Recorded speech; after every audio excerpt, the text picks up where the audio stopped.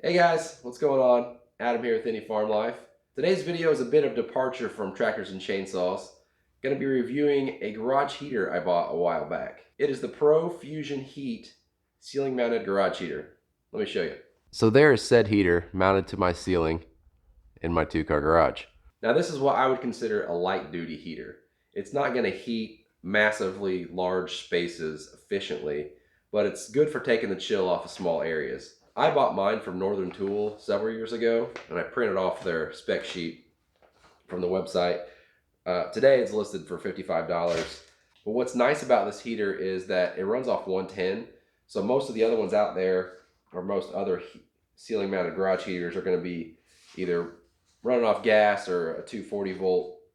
So anything else that you would compare it to would need a significantly enhanced setup, i.e. 240 or gas running to it, as opposed to just plugging it into any 110 outlet. So back to the unit itself, you can see I literally just have that plugged into a standard outlet, mounted to my ceiling. And this thing has 3 modes. One mode's kind of pointless. The first one is nothing more than that little halogen light.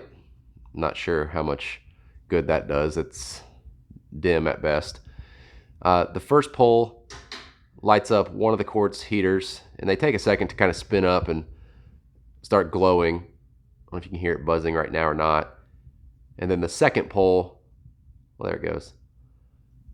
And then the second pole will warm up the second one. So now you can see the heater behind me starting to warm up. Altogether, this thing pulls 1500 watts. So depending upon what you have it plugged into in your house, you can throw a breaker, and I've done it a couple times. So just be cognizant of that. But what I'm gonna do for you guys today is let this thing warm up and run for a while. And I can already feel the heat here in the back of my neck. It's nice. Probably let it run for an hour or so, and then we'll check the temperature gauges and kind of see where it's moved in that time. And so for reference, I have 2 different ones here showing close to the same temperature, 48.4 and 49.5 in the garage. I might actually move one of these out of the direct line of sight of the heater so that it's not picking up the radiant heat to get a true reading on what it is in here.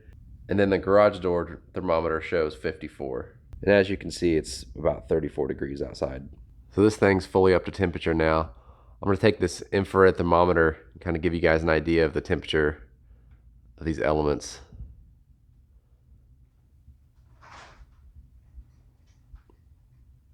A few hundred degrees. So we hit 363, 400 as a max. Wow. A little warmer than I thought it'd be, honestly. That thing clocked in at almost 640 degrees. That's pretty impressive, I think. We'll check back in about an hour or so and see where we're at. It's like a fireplace for your ceiling. Puts off decent light. Okay, it's been just over an hour and this thing is still cooking. Let me show you guys these thermometers. So the garage is now at 60 degrees. Well, the garage opener. This one says 58.5, and the one up here on the shelf, 53.4. Personally, I'm not surprised that the air temperature out here didn't rise more than that. Keep in mind that this is a radiant heater and not a convection heater. This thing is like the sun. It heats objects via radiation and not the air. And truth be told, most radiant heaters are quite expensive. Earlier I showed you guys this printout that had a comparison with this heater's and other suggested items to buy. Of all these on here, this is the only one that's radiant heat. The rest of these are forced air, convection, or whatever you want to call them. They're really on this sheet because they're similar in price.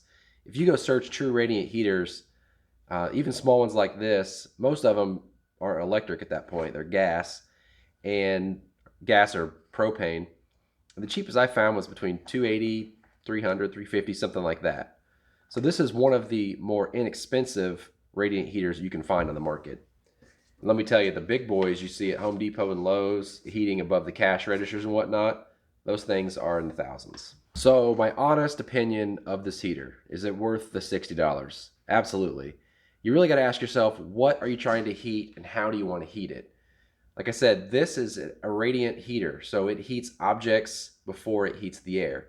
It heats the object, and then that warm object will help heat the air. So it's more gradual over time. And let me tell you, when we have our Jeep parked in here and this heater shines down on the hood of that Jeep and then it radiates into the air in the garage, it really warms things up. But what's nice about radiant versus convection heating is that it's not susceptible to wind. So if I have this garage door open and I have this heater on, I'm actually still doing some good. I can come in here, stand underneath it, and get warm. And so if you're in an environment with some wind or the air is going to be turning over, these make logical sense. So would I buy it again? Absolutely. That's often someone's best review of a product if they would go out and purchase it again. And in fact, I actually gave one of these to Chris and Nick for Christmas one year, as well as my dad. So that should tell you something. And both these guys have theirs mounted. Chris is in his barn, and Nick is in his garage. And they love them. Chris especially, he's got his mounted right by his big overhead door, which is often open. So he can stand at his workbench and stay warm, even if there's wind blowing in and out. Not sure why there'd be wind blowing out of the barn, but you never know. So there you have it, Indy Farm Life's review of the ProFusion Heat ceiling mounted workshop heater with halogen light, 5200 BTU. It's a really long name. But yeah, 1500 watts. The model is HQ 1500, if you're wondering. There's not a ton out there like this. I really don't think that there's many competitors at this price point in this space, so it shouldn't be too difficult to weigh your options and settle on this one. If you have any other questions about this, leave a comment in the comments section. If you guys would, hit that subscribe button. We always enjoy finding new subscribers along the way, whether it be via some reviews like this or someone who's more diehard enthusiast on the tractor side of things. This channel is definitely multifaceted, so we hope to hear from more of you guys in the future. Take care.